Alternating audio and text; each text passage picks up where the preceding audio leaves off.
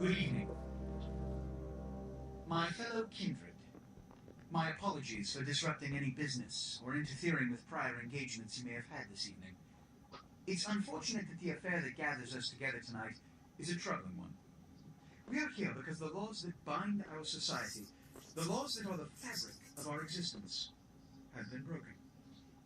As Prince, I am within my rights to grant or deny the kindred of this city the privilege of siring.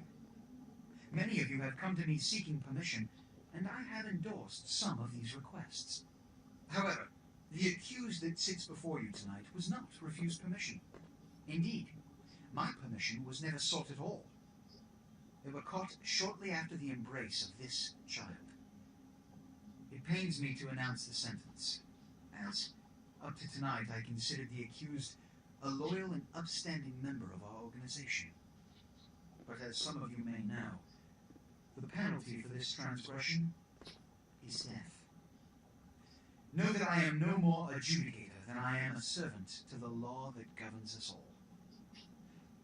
Let tonight's proceedings serve as a reminder to our community that we must adhere to the code that binds our society, lest we endanger all of our blood.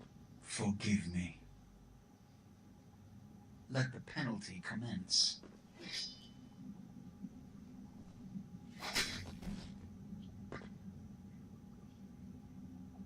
Which leads to the fate of the ill-begotten progeny. Without a sire, most children are doomed to walk the earth never knowing their place, their responsibility, and most importantly, the laws they must obey. Therefore, I have decided that This is bullshit!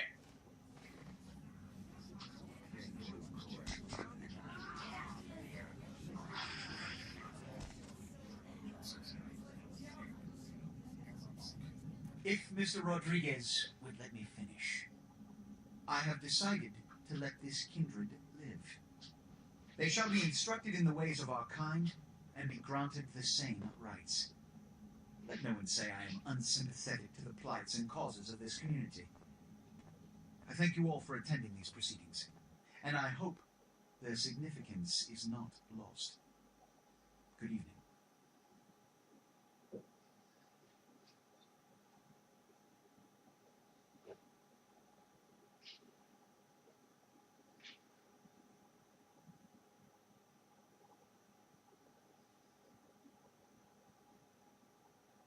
Your sire, tragic, my apologies.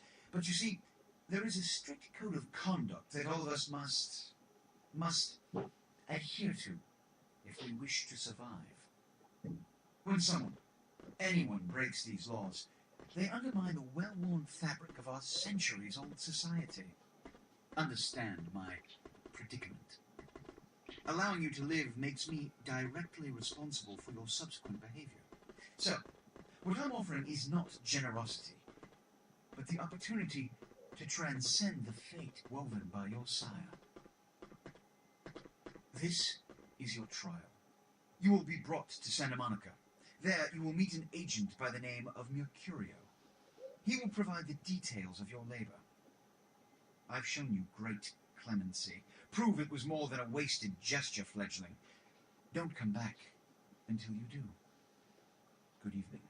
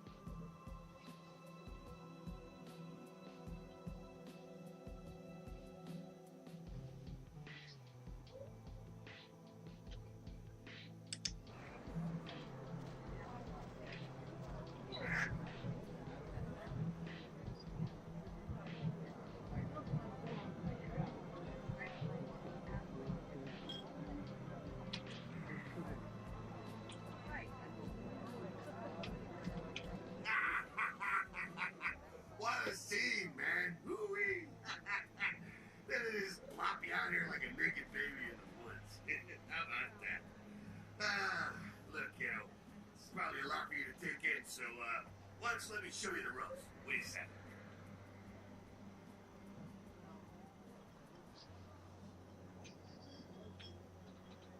I'm Jack.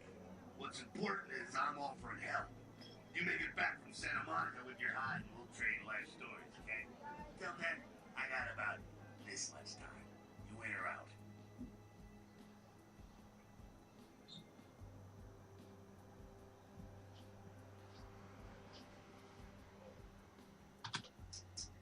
Youngsters these days. Well, your funeral, kiddo. But keep a couple things in mind before you go. Now, these lessons aren't just for your benefit, so listen up. First, the Masquerade. You're gonna be hearing a lot about this, so let me sum up real quick. Sure, you're a vampire. Great. Keep it to yourself, okay? It's easier that way, trust me. That's the Masquerade. Keeping vampire secrets secret. Easy, right? Easy peasy. Now, if you violate the Masquerade, if you run around spooking humans or whatever, you make things harder on all of us. Then all of us get pissed off and we come after you. And you end up like your sire there, staked and baked. Comprende, kiddo? Right on. Next, humanity. Being a vampire isn't the end of the road. You think life was hard? Just wait. Now you're half beast, half man, and it ain't quite an easy fit. You're gonna be fighting that beast for the rest of your days every time you get into it. Whenever you kill an innocent, you feed the beast a little more, and it grows a little stronger. After a while, the beast can take over, and you'll go wild and have to be put down like a rabid dog. So, fight it. Don't be a homicidal maniac. That'll help with the Masquerade, too. See how it all comes together? Ain't that nice?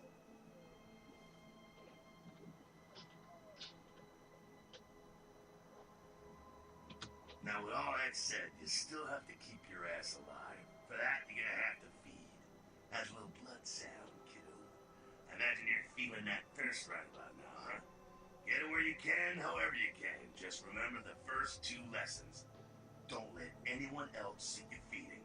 They'll flip out and cause you to break the Masquerade and cause some bigger, badder vampire to come stomp a mud hole in your ass. Also, drink deep, but don't drain them dry.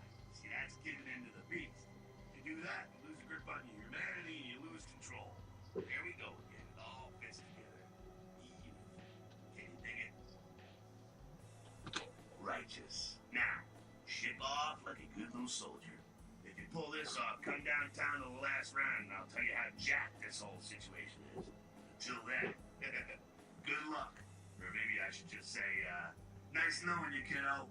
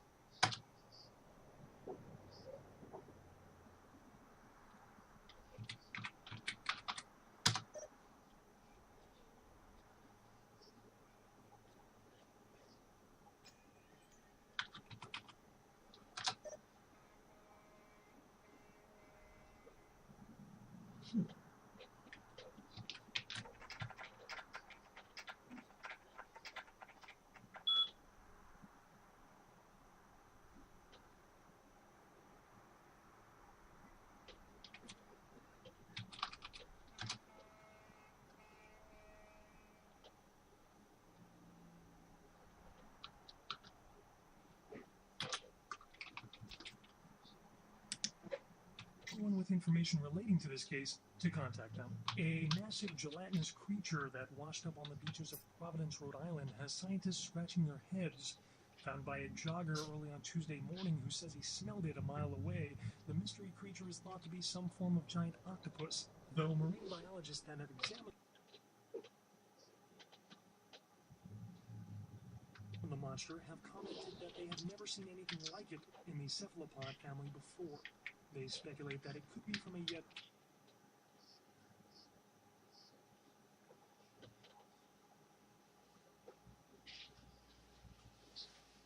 undiscovered family of sea creatures. Actor Ash Rivers is lucky to be alive after his car crash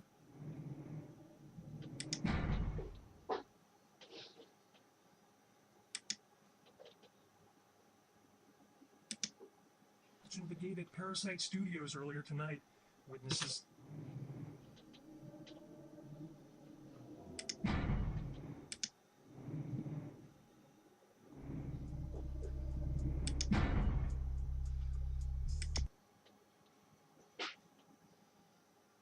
Actor Ash Rivers is lucky to be alive after his car crashed into the gate at